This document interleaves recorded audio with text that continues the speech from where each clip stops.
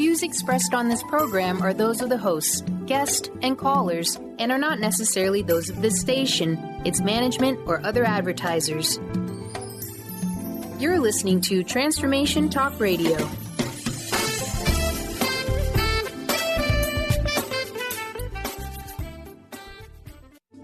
The following audio is via a Skype call. Welcome to Conscious Confidence Radio, a timeless wisdom with Sarah Main. Follow host Sarah Main on her ongoing journey of conscious confidence and gain timeless wisdom to unleash unparalleled confidence. A conscious confidence. Learn to ignite the living spark of wisdom, a new narrative for fulfillment contained in Sanskrit and the ancient, powerful, engaging, and fun conscious conversations to discover your own magnificent true self. Learn to dispel the fear shadow as Sarah provides essential knowledge about embracing change and the power of transformation. Get ready. Conscious Confidence starts now. Wow. Hey, everyone. Do we have a show for everyone today? I'm so thrilled to introduce all of you again to Sarah Main. Now, the reason that I'm really excited about this is because today's show is truly timeless. You know, what does this mean? What does it look like? And how is it in our society today that we are so drawn to the ancient teachings, so drawn to ancient Sanskrit? Its power, relevance to conscious confidence is what we're going to talk about today. And I love being able to have Sarah join us here and take this on as her show, her message, and what is being brought into the world in such an incredible way. For many of you, you've watched the last show on Facebook. Today's show, we're going to be doing something very cool during the breaks. Very rarely do we have a show where we talk about something and then can demonstrate the power of it. And today's show is one of those shows. If you're thinking about what exactly are we talking about, you're going to hear today how Sarah is going to take us on a journey, what it was like for her to study this beautiful, beautiful language, but also the meaning. And why is it in our culture today that our pop icons are getting tattoos, our blockbuster movies have mantras in them, and even Hugh Jackman has a role to play. Sarah, it's great to have you. What a powerful show today. I was sharing something interesting with you that I was listening to a mantra for about an hour this morning, and I totally lost track of what I was doing. Welcome. Thank you, Dr. Pat. It's wonderful to be here. I mean, I want to wish you a happy birthday on air. Thank you. Thank you. But I was so I don't even have the language for it. No. And you've studied this your entire life. And I'm like getting ready for the show, and, you know, I have some of this music and I've listened to this regularly years ago, but I hadn't done it in a while. Yeah. And this morning I walk out of the house, I don't have my headsets. It was fascinating what happened. I hope you can help me today. Yeah, well, Sanskrit's certainly very powerful. I'm sorry that you walked out of the house without your headset. That doesn't have to happen, but I can understand. Right. Well, it is transporting, that's for sure. Yeah. Well, it's not only me. Linda walked out without her earrings. We had to turn the car around so she could go back in and get her earrings, right? I can assure you that if you stick with it, it does settle down so that you can get it all together. Thank you. But listen, I can't even imagine. And we're going to talk about your life's journey, and we're going to talk about what this journey meant to you, you know, the study of this and why it's so relevant to the world. You know, many of us understand, and we have heard poetry and, amazing messages from people that weren't commonly known in the world. Mm-hmm. But this is today's message of understanding the power, isn't it? Yes. I mean, it seems so, our logical thinking mind, it seems so unlikely to be sitting here talking about some ancient language and its power and relevance today, especially in relation to conscious confidence. These seem like sort of parts that we're going to put together into a picture that don't seem to fit. But it is interesting, the pop culture references that you mentioned. In all these different walks of life, people have turned to Sanskrit and drawn from Sanskrit. And the question is why? And there is just something inherent. There's a mystery and a depth and a power and a beauty on the face of it that Sanskrit has that, well, in my experience, nothing else comes near it. You know, and you can listen to a beautiful mantra or prayer being chanted or sung, and it takes you, when you said there's no words to describe it, it takes you to that realm of consciousness within yourself that is beyond all the chatter in the mind, beyond all the unsteady feelings. It just takes you right back to yourself, and it does that immediately. And, you know, that is one of the immediate comments I can make about the power of Sanskrit. It's unparalleled. You know, it's funny because you and I talk every week, and, you know, what you're doing and bringing to the forefront. And later on the show today, we're going to talk about conscious confidence, and we're going to talk about the fourfold energy. We're going to talk about what you've created to help people not just understand the dynamic of living today, but to live powerfully, to live brilliantly, right? Yeah. And to live fully. And I have to tell you, Sarah, I mean, you know, we're going to talk about some of these iconic folks that we know now out there, but the tattoo parlors cannot keep enough knowledge in Sanskrit to all the people that want tattoos. Yeah, it's right? true. So tell me, what is the infusion that's happening now? What do you make of this? Everything from, and you're going to talk about the Beatles. You got a really cool story on Hugh Jackman to share too. But what do you make of this energy? Whilst we can see the opposite, which is the energy proliferating out, especially through technology, you know, and technology has got its uses, like we're talking now on opposite sides of the world. So that's wonderful. Thank you, technology. But the draw that Sanskrit has is, I think, is just a natural yearning that people have, that we all feel, to get back to the truth of ourselves, to true meaning in our lives. And whilst there's so much that's constantly changing, it's like a fashion industry of ideas constantly turning over, and what's popular 1 year, 3 years later is completely outmoded. Sanskrit has a timeless wisdom that is contained within it. It doesn't change. Linguists call Sanskrit a dead language. Well, that's only their definition, that it's not changing anymore. But it's very much alive.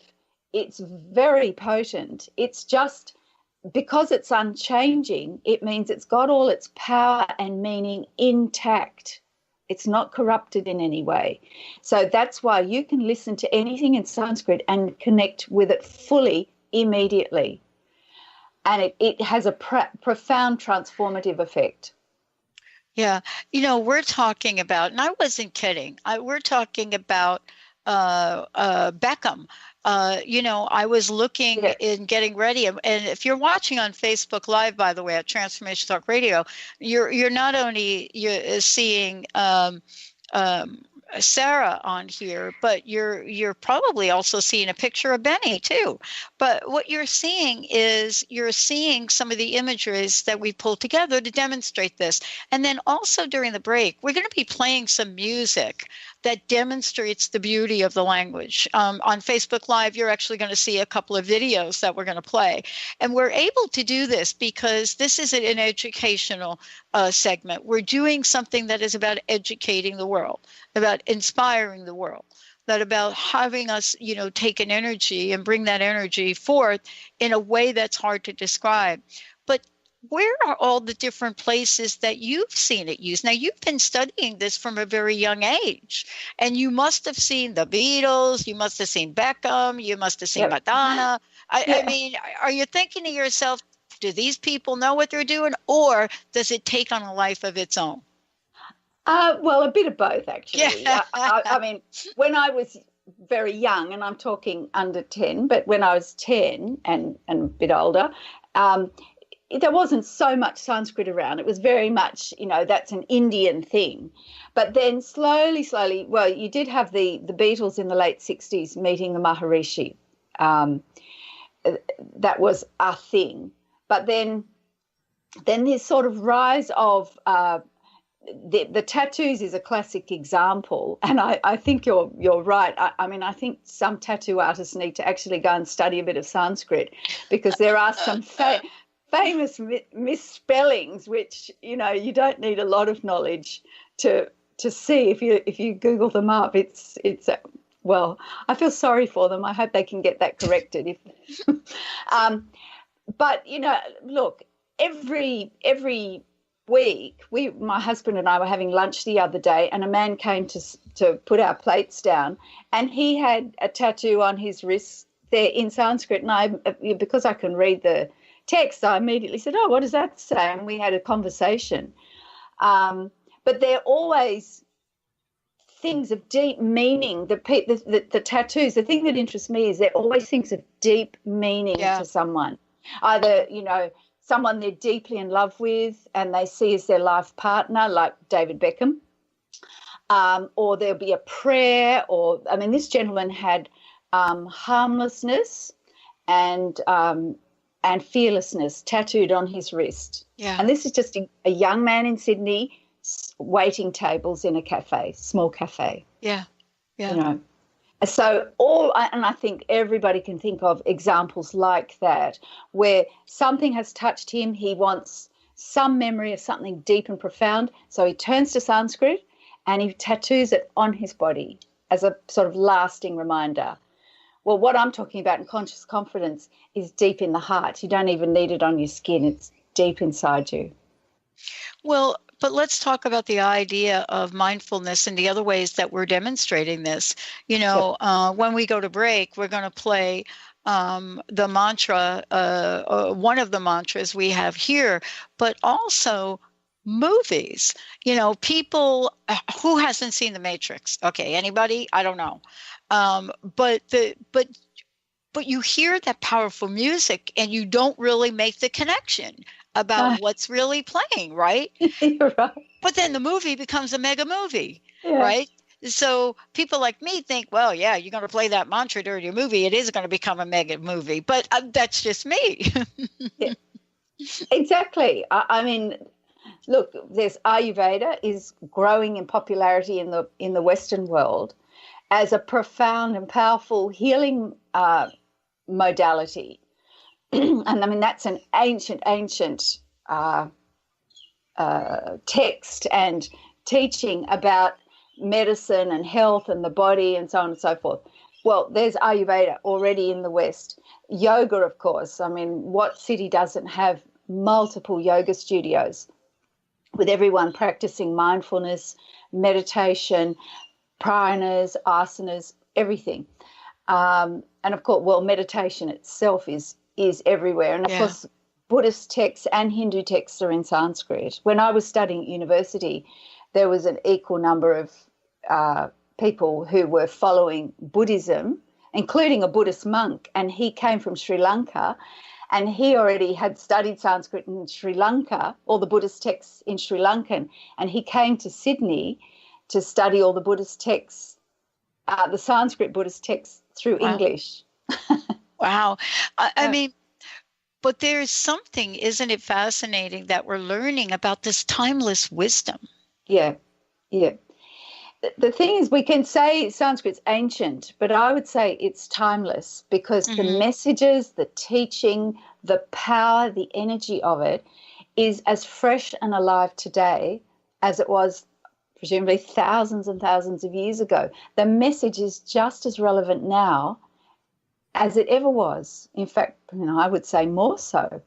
So there's this timeless quality, and I think that's part of the attraction of Sanskrit and why people are turning to tattoos and they're making, movie themes and everything. There's this almost otherworldliness about it, and it takes you there, and suddenly you're transported out of ordinary considerations into something far deeper, far stronger, much more powerful, something that's lasting, that's certain, and that you just naturally connect with and resonate with. I mean, it's beautiful.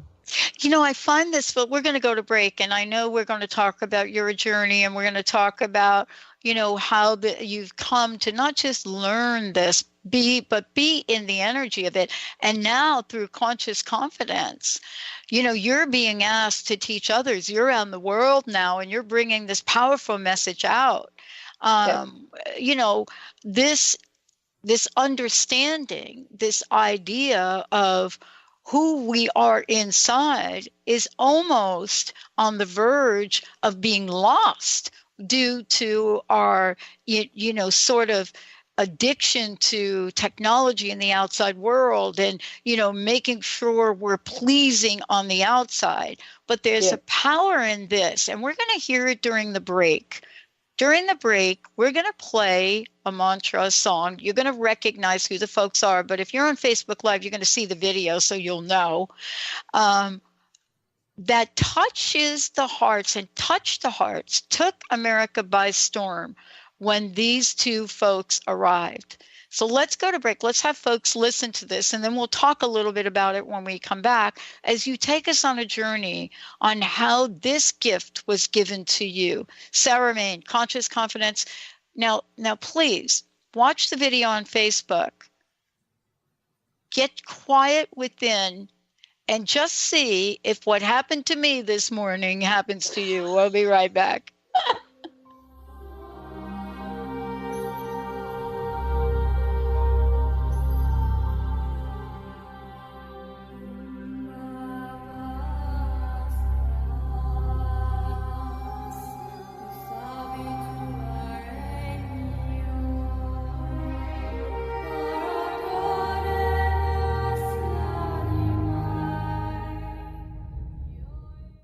Tune in to Lucid Planet Radio with Dr. Kelly Neff. This hit show will illuminate your senses and empower you beyond your daily stressors and hardships. Renowned psychologist and author Dr. Kelly will captivate you with far-reaching topics and amazing guests as you wake to the greatest version of yourself. Learn to tap into your intuitions, think critically about our world, heal emotional and psychological wounds, and follow your passions to live your dreams. The Lucid Planet. Welcome home. Visit lucidplanetradio.com for more information. What is a brilliant culture, and how do we create them? Why are they important?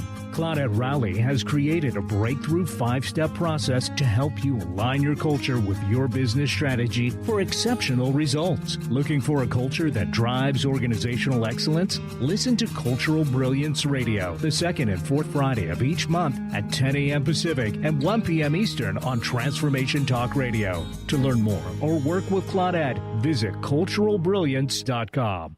Are you looking for the perfect setting for your next workshop or retreat? At Spirit Fire Meditative Retreat Center, cultivating consciousness is what we do best. Our guests count on us to create an atmosphere that supports serenity and well-being. We lead from the heart and create space for the mind. Freshly prepared meals designed with local and organic ingredients, 95 acres of beautiful woods and pastures, and a facility built with green in mind. This is what you'll find at Spirit Fire. For more information, visit spiritfireretreatcenter.com. Stay juicy. Tune in to Your Juicy Love with me, Una Drake, co-hosting monthly with Dr. Pat, and every second Monday at 12 p.m. on Transformation Talk Radio. My show, Your Juicy Love, helps you find the dynamic, life-affirming love you've always wanted. Transform your relationships and bring peace, joy, and juicy, juicy love to planet Earth.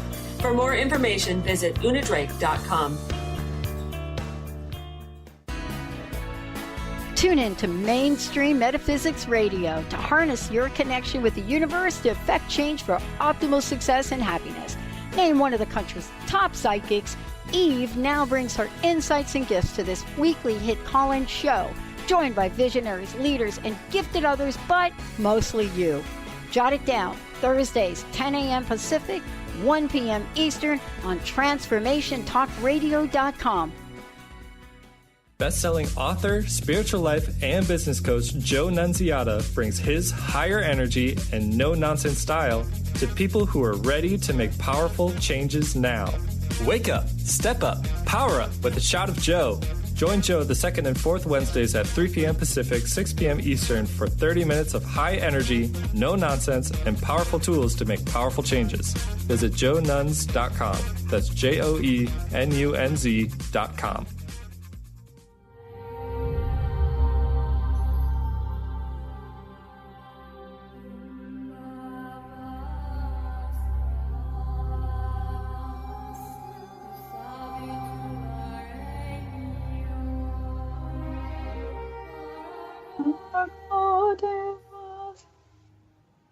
Sarah, you've got to do it, right? And for many people, we are so now listening to music, watching meditation videos. We're tapping into the soul nature of things in ways we haven't done before, and even not knowing it. Yeah. Sarah Main joining me here today. You're listening to Conscious Confidence, everybody. I'm Dr. Pat. We get to do this each month, and Sarah and I get to spend a lot of time together, which is awesome. She and I get to talk about something that is so powerful, and yet we come from very different beginnings. Tell us about yours. They've already heard about me. Well, I'm in Sydney, Australia, and my parents were from England. They were immigrants from England after the 1950s, post-war, and but they were always open-minded, interested, questing. They knew there was something deeper, and in the late 60s, they discovered the School of Practical Philosophy, and they started philosophy classes and meditation. And I can remember Dad, I was young, I was under 10, I think I was about 8, something like that. And I can remember Dad coming home. Mum stayed home to mind us, and Dad went to check this place out, and he went to the first night of philosophy, and he came home and he said, "This is it. Wow. We found it." And they studied philosophy and meditation through the School of Practical Philosophy, and then through what's called the Study Society, which is an allied. Then they're separate, but they're following a similar teaching and practice.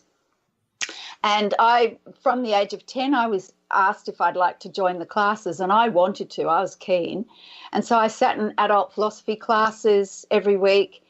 And was introduced to meditation, mantra meditation at 11. I was always asked if I wanted to do these things, and I said absolutely.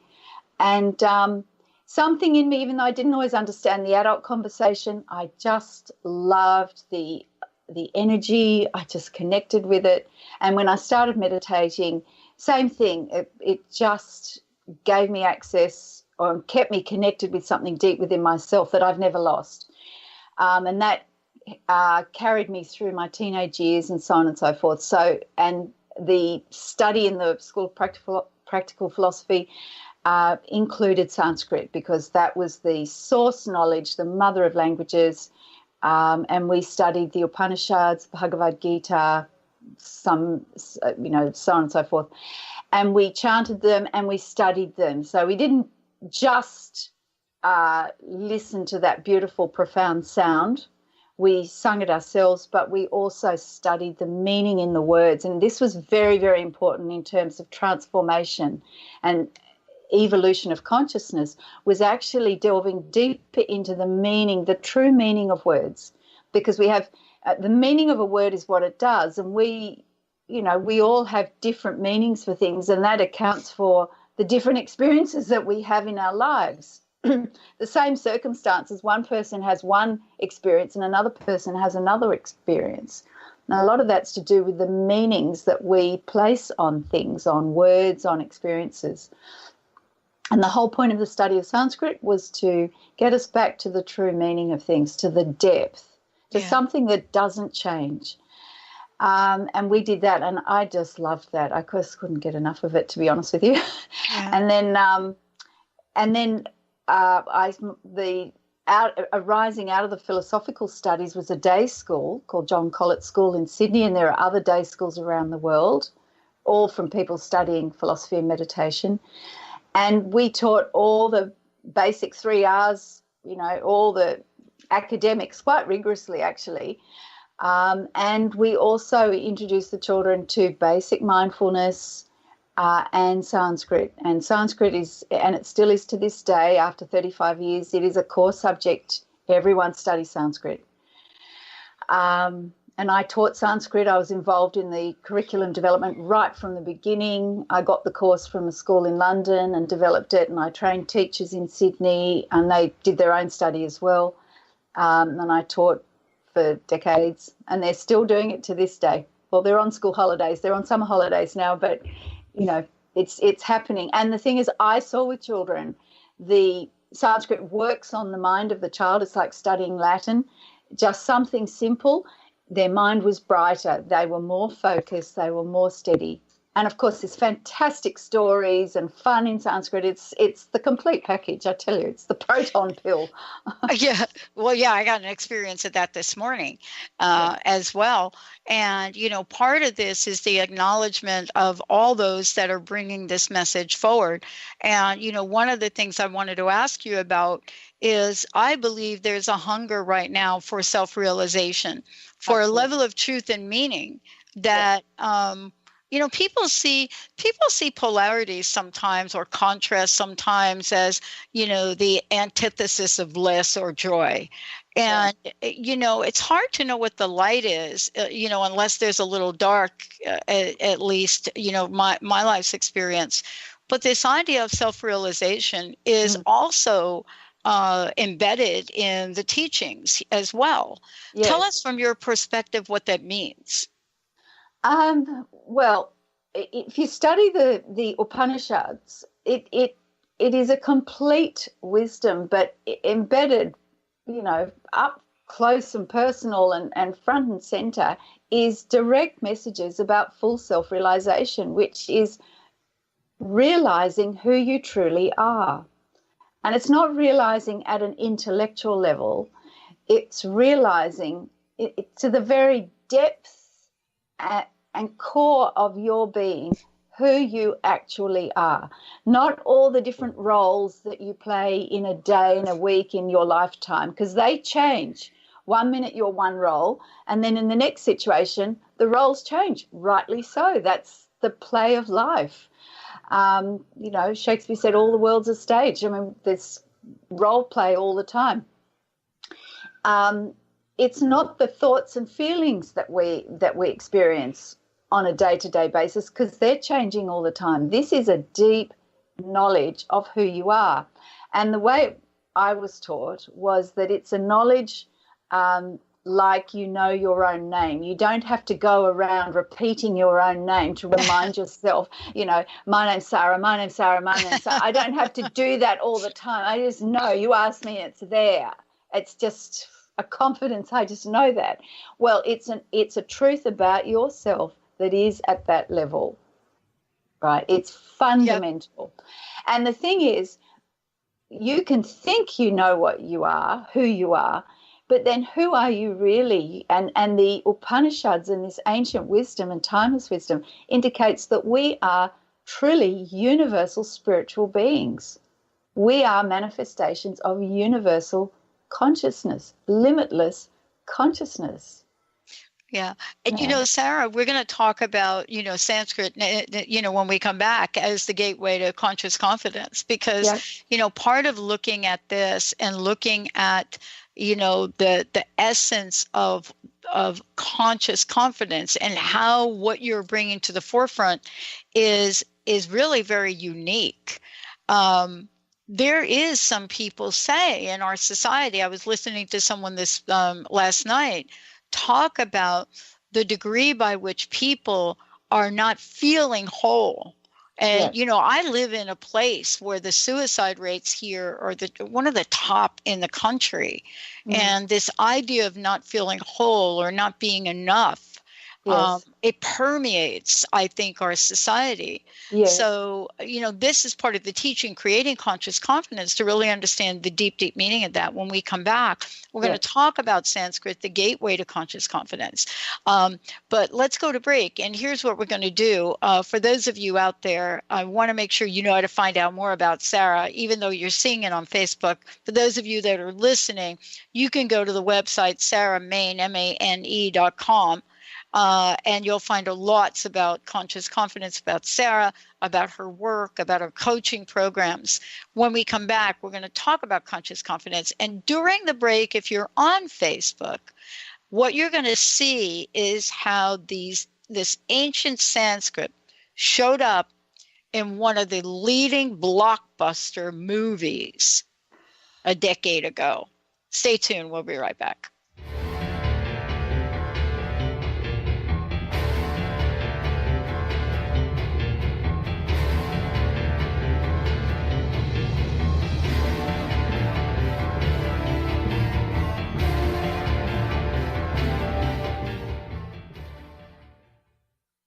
Conscious Confidence Radio, a timeless wisdom with Sarah Main. Tune in each month on Transformation Talk Radio and join Sarah on an adventurous journey to the deeper level of meaning to move beyond today's world of constant change, confusion, and uncertainty beyond the shadow of fear. This hit show explores key concepts such as confidence, values, and attitude in a dynamic way. To learn more about Sarah and her work, visit sarahmain.com.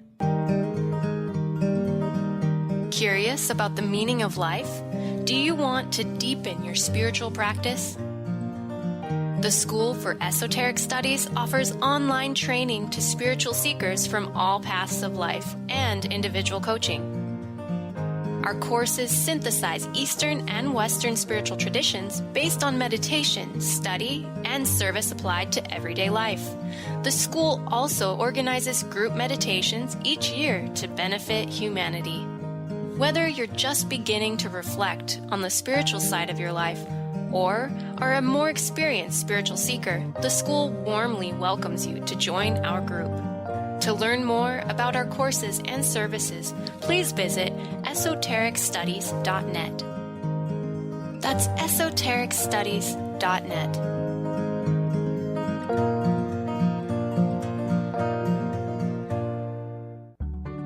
Chances are you've been on your conscious journey for many years, and you've learned a lot about manifesting a wonderful life. But if you are like many others on their spiritual paths, you may still have some area of your life where you're feeling stuck.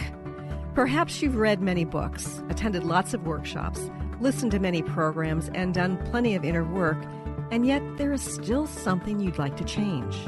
With all the information out there, it may be hard to see the forest for the trees. Do you want to get a bird's eye view of that forest so you are empowered to navigate more effectively? Do you want to know the key to positive change and develop a personalized strategy for creating the changes you desire? Please join me, Christine Upchurch, for a 4-week webinar series beginning January 9th. Start your new year right and embrace the vibration of change. For more information, visit ChristineUpchurch.com. That's ChristineUpchurch.com or call 425-999-9836.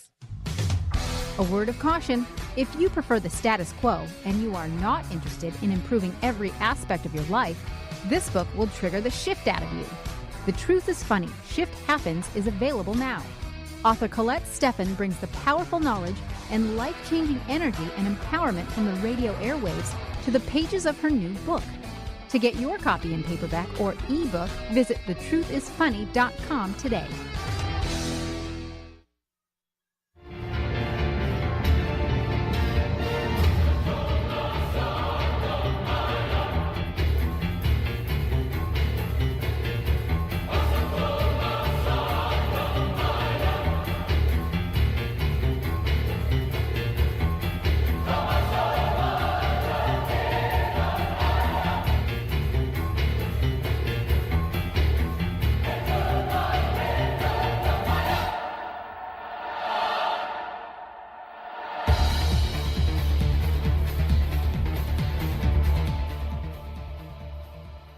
Hey, everybody, welcome back. For those of you that are listening and watching, I just want to say what you heard and what you watched was a bit of an excerpt from The Matrix, the movie The Matrix. And Sarah, you were talking about this earlier. People say, what do you mean the Matrix? Why is the Matrix? What has that got to do with ancient Sanskrit? But it does have to do with the way that our culture is looking at presenting messages. And this happens to be a message through a movie, but a message of mindfulness and much more. I mean, isn't this what we're seeing now more and more and more in the distribution of messages and meaning in multiple cultures around the globe? Oh, absolutely. And thank goodness we've got Sanskrit to draw on. But, everyone wants something powerful, then more powerful, even more powerful. And, in the end, it's inevitable. You're going to end up back in Sanskrit. You just can't help it because it is the most powerful. And this quite natural and timeless search for meaning, Sanskrit's, and you'll hear me bang on about this, but Sanskrit has all the meaning and potency and power intact. And that's the benefit of it being, as linguists call it, a dead language. It's not really dead. It's just it doesn't change. It's not changing. Oh, it's I see, yeah.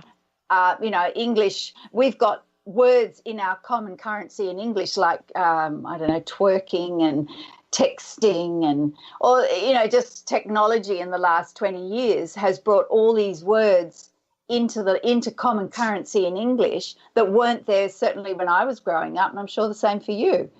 So English is evolving in that way. Wonderful. Sometimes it's the evolution and the proliferation of words is obscuring clearer meaning, and that's showing in how people understand and how they live their lives, how they build their lives, how they create their lives. Their experience is based on the meanings that they have in their mind and their heart. And the thing is with Sanskrit and how I was trained was to take a word and to go back to its deepest levels of meaning. And that tells you, it informs you about what to do to evolve a bold and creative and beautiful life that's limitless and powerful. And this is the direction of self-realization. And in Sanskrit, you can always, in any story, in any text, there are 4 levels of meaning. That's just a known way of approaching story and interpretation. You've got the literal level, the lesson, the moral level, the lesson, the symbolic level, and then the sort of personal, spiritual, transformational level in any story. And the thing is, we were taught, and certainly the way I've approached conscious confidence is in exactly the same way. I took all the key words around confidence, and one of them, which I really truly knocked me off my feet when I first read it, was about the word victim, because you hear victim all the time in my coaching work as victim, and it's just everywhere. And when I went back to Sanskrit, what is the Sanskrit word for victim? Well, mostly in Sanskrit you'll find there's multiple words for things, but the theme throughout it kept coming back to the Sanskrit word pashu. Pashu means an animal. And it specifically in the Sanskrit in relation to victim meant a sacrificial animal. So not an animal roaming free out in nature. This is an animal that's trapped. It describes an animal being bound, because there's a lot of references to banta, which is to be bound, tied up. So you can't move. You're an animal. So already you've got the distinction between human and animal. So you've sacrificed, in being bound, you've sacrificed one of the crowning glories of a human being, which is the power of wisdom and of reason. So there's that stark contrast. This is all in the image that's being painted of victimhood. So we just need to get down into the energy of this. Imagine an animal that's bound and is waiting for the priest's knife to slaughter it, to sacrifice it for the benefit of the priest.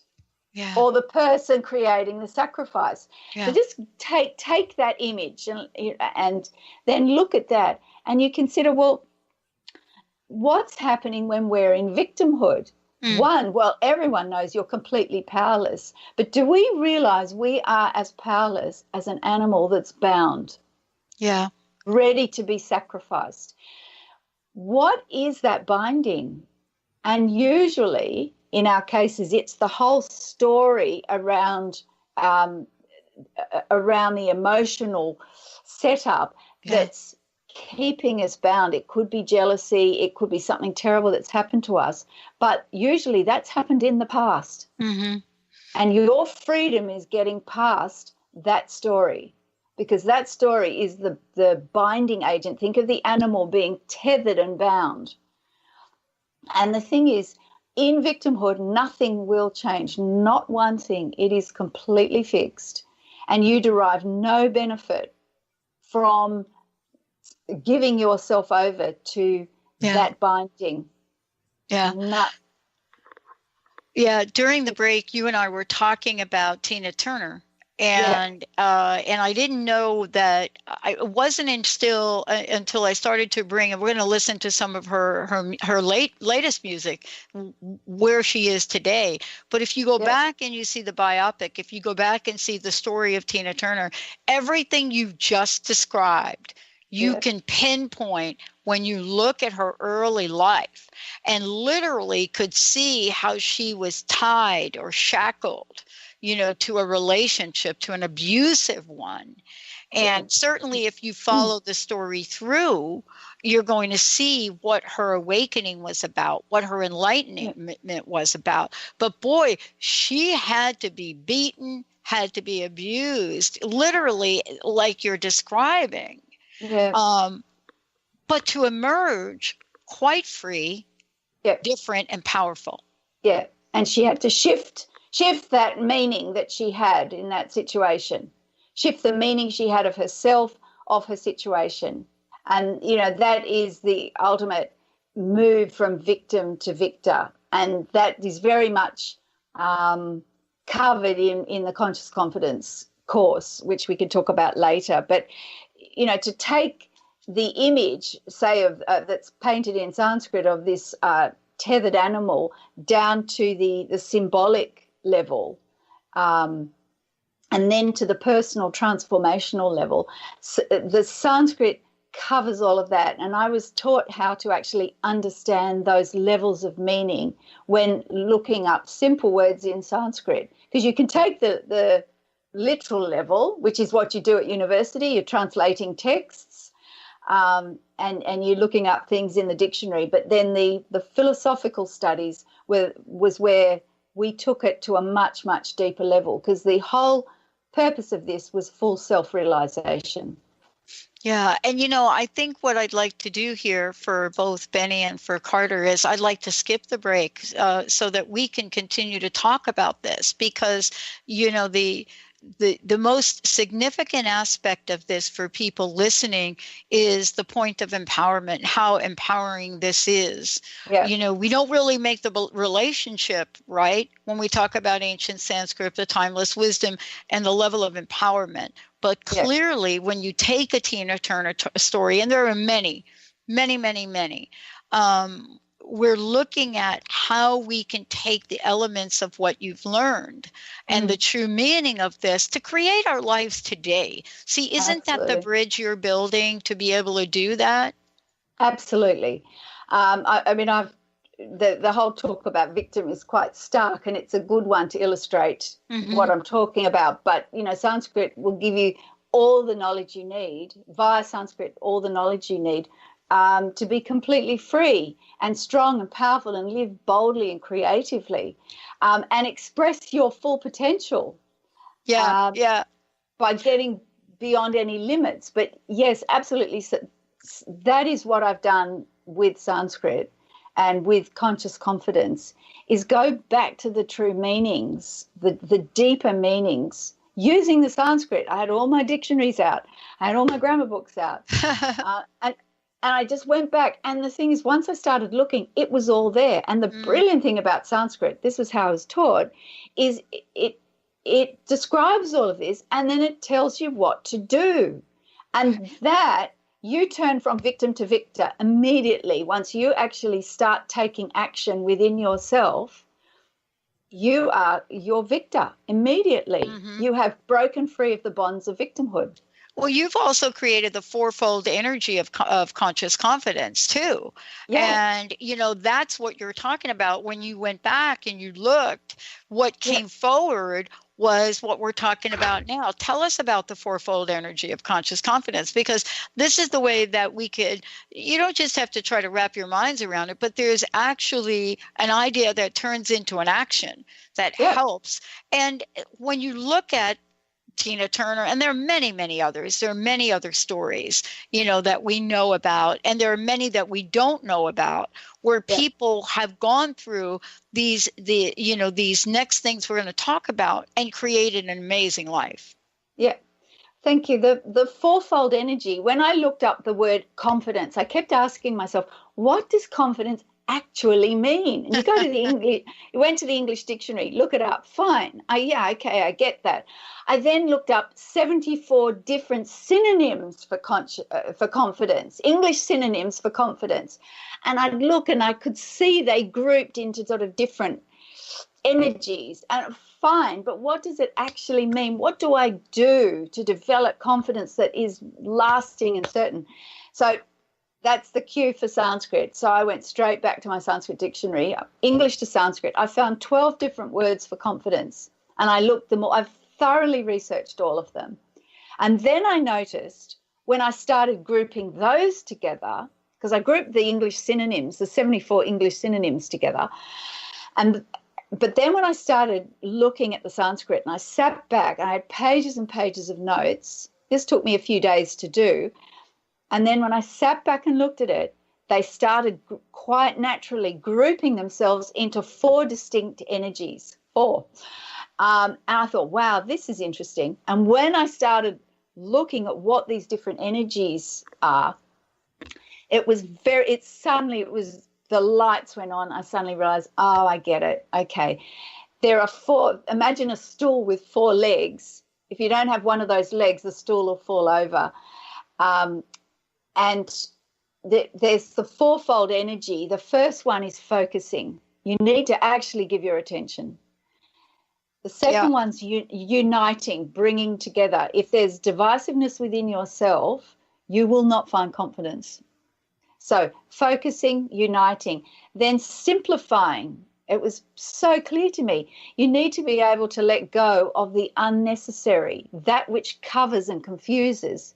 You need to keep your attention and stay with the essentials and leave the non-essentials. So we've got focusing, uniting, simplifying, and then the last one, which is the real kicker, is the energizing. That's the dynamic, creative, enthusiastic energy. So we've got focusing, which has a firmness to it. Then we have the uniting, which brings together any divisiveness. We have simplifying, which lets go of anything unnecessary, sticks with the essentials, and then energizing, which is dynamic and creative. So that fuse, F-U-S-E, that's the core program in the fourfold energy of conscious confidence. And it's all based on very, very simple, practical things you can do. It's self-directed. One of the things that folks are talking about on Facebook Live, they're talking about the fact that everything shifts and transforms. Yeah. And, the language and the chant, the way to express this language really does create a vibrational shift. It creates an energetic shift. I gave an example this morning of, maybe it sounds a little silly to some people, but, preparing for this show, did something, right? Vibrationally affected me, in a way that I probably didn't seem like I was focused enough, or, was not quite on the planet, although I have that reputation anyway. I'm just going to say right there. So, I mean, that's like not even being in another galaxy once I go in that space, right? It is your birthday. It's right. And today is my birthday. And so, part of this is not just allowing this, but left to myself without guidance and direction as to what to do with it. Yeah. I'm not sure the energy has a place to go. Do you know what I mean? Yes. Yeah, definitely. You have to be careful with things that are so potent and powerful like Sanskrit, because as you say, you walk out the door and you couldn't remember whether you got things, I mean, it affects people differently, but there is certainly that degree of potency and more in Sanskrit, and fine, that's wonderful. There are times where we do need to just let go and surrender into that profound energy. The thing is about all those experiences, they are fundamentally transitory. They're just different states, and states change.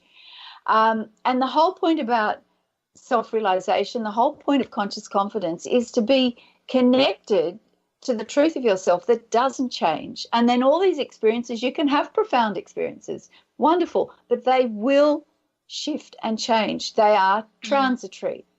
As is the whole of life, the whole of the creation. It's transitory. It's coming and it's going. All forms come and they go. They come and they pass. So the thing is about confidence, you need to have something. You need to have your confidence. You need to be confident in something that doesn't shift. Then you can enjoy the passing play of life, of experiences, the highs, the lows. You can enjoy it all. But without that connection to something certain and true and unchanging, then you're just moved around all over the place, and the experience is not necessarily so blissful. And the thing is with conscious confidence, it is grounded in practicality. My approach is always you need something that's easy, simple, and practical, and also profound. Otherwise, you're talking about something that's superficial. If it's not profound, it's probably superficial. If it's not easy, simple, and practical, then it's difficult, complex, and ultimately useless. Yeah. I mean, I mean, really.